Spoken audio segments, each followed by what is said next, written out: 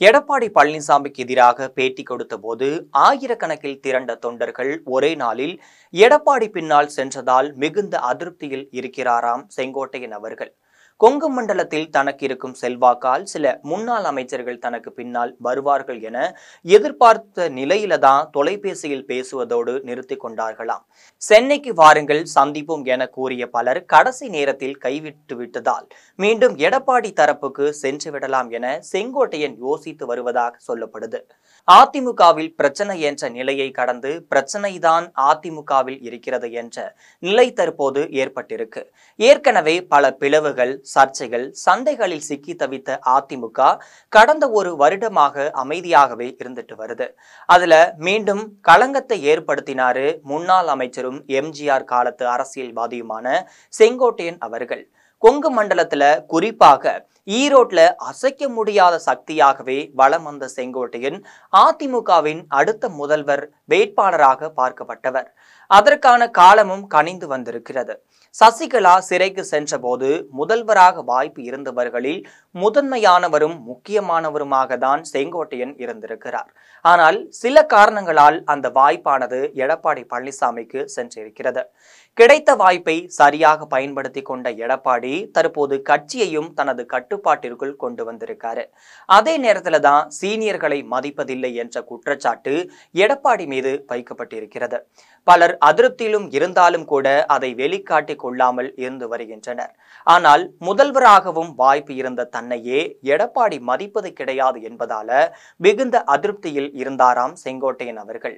6 மாதத்திற்கு முன்பாக ஜெயலலிதாவின் புகைப்பட விவகாரத்தை சுட்டிக்காட்டி கலக குரலும் எழுப்பியிருக்காரு. பின்னர் பல நிகழ்ச்சிகளில் எடப்பாடி பழனிசாமி முற்றிலுமாக செங்கோட்டையனை புறக்கணித்தும் வந்திருக்காரு. மோதல் உச்சமடைந்த நிலையில தான் அதிமுகவில் இருந்து பிரிந்து சென்றவர்களை ஒன்றிணைக்க வேண்டும் என பேட்டி கொடுத்திருந்தது அதிமுகவில் மீண்டும் பரபரப்பையும் ஏற்படுத்தியிருந்துச்சு. ஒரு வாரத்திற்கு முன்னதாகவே மனம் திறந்து பேசுவேன் என செங்கோட்டையன் கூற ஈரோட்ல ஒட்டுமொத்த செய்தி சேனல்களும் அங்கு குவிஞ்சிருந்தாங்க. மாவட்ட நிர்வாகிகள் தொடங்கி கிளைக்கழக நிர்வாகிகள் வரை எடப்பாடிக்கு ஆதரவாக ஆயிரக்கணக்கான தொண்டர்களும் திரண்டிருந்தாங்க. எடப்பாடி பழனிசாமிக்கு 10 நாட்கள் கெடு விதித்ததோடு மட்டுமல்லாமல் டெல்லி பயணமும் மேற்கொண்டிருந்தாரு செங்கோட்டையன் அவர்கள். எப்படியும் எடப்பாடி தன்னை சமாதானப்படுத்த முயல்வார் என நினைத்த நிலையில தான் அதற்கு நேர்மாறாக செங்கோட்டையின் பதவிகளை பறித்து விட்டாராம் எடப்பாடி பழனிசாமி. அடிப்படை உறுப்பினர் பொறுப்பை மட்டுமே விட்டு வைத்திருக்கிறார். இதற்கிடையே டெல்லிக்கு சென்ற எடப்பாடி அமித்ஷாவை சந்தித்து பேசிய பிறகு அதிமுக அதிருப்தியாளர்களை சந்திக்க வேண்டாம் என வலியுறுத்திய நிலையில தான் அதற்கு அமித்ஷாவும் ஒப்புக்கொண்டிருக்காரு. இதற்கிடையே எடப்பாடி தரப்பிலிருந்து சில முன்னாள் அமைச்சர்கள் செங்கோட்டையனிடம் பேசி வந்திருக்காங்க. எடப்பாடி நீலகிரிக்கு சென்ற நிலையில தான் சென்னைக்கு வாருங்கள் பேசிக்கொள்ளலாம் என அழைப்பு கொடுத்திருந்தார்களாம். இதை அடுத்துதான் 2 நாட்கள் சென்னையில் தங்கியிருந்த செங்கோட்டையன் டிடிவி தினகரனை சந்தித்து பேசியதாகவும் சொல்லப்படுது. ஆனா அதனை செங்கோட்டையன் மறுத்ததையும் கவனிக்க வேண்டும். எடப்பாடிக்கு எதிராக ஒரு அணியாக செயல்படலாம் அப்படின்னு செங்கோட்டையனிடம் பேசியிருந்த முன்னாள் அமைச்சர்கள் கடைசி நேரத்துல அவரது சந்திப்பையும் தவிர்த்து விட்டார்களாம். செங்கோட்டையனிடம் தொடர்பில் இருப்பது யார் என விசாரிங்கள் என தனது தரப்புக்கும் ஆதரவாளர்களுக்கும் எடப்பாடி அவர்கள் உத்தரவும் போட்டிருந்தாரு. அதனை தெரிந்து கொண்ட நிர்வாகிகள் செங்கோட்டையனின் சந்திப்பை கடைசி நேரத்துல புறக்கணித்ததாகவும் சொல்லப்படுது.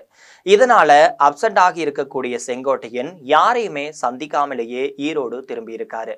இது ஒரு புறம் இருக்க பேட்டி கொடுத்த போது ஆயிரக்கணக்கில் திரண்டு வந்திருந்த நிர்வாகிகள் ஒரே நாள்ல எடப்பாடிக்கு கோபியில் அவருக்கு பிரம்மாண்டமான வரவேற்பும் கொடுத்திருந்தாங்க. இதனால செங்கோட்டையன் மேலும் அதிர்ச்சி அடைந்ததாகவும் சொல்லப்படுது. பாஜகவும் கைவிட்டு விட்டிருக்கு.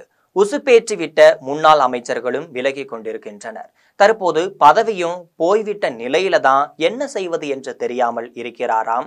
பாஜக தரப்பிற்கு தாவி விடலாமா அல்லது எடப்பாடியிடமே தஞ்சம் புகுந்து விடலாமா என்ற நிலையில் இருக்கிறாரு செங்கோட்டையன் என்கின்றார்கள் அவருடைய ஆதரவாளர்கள்.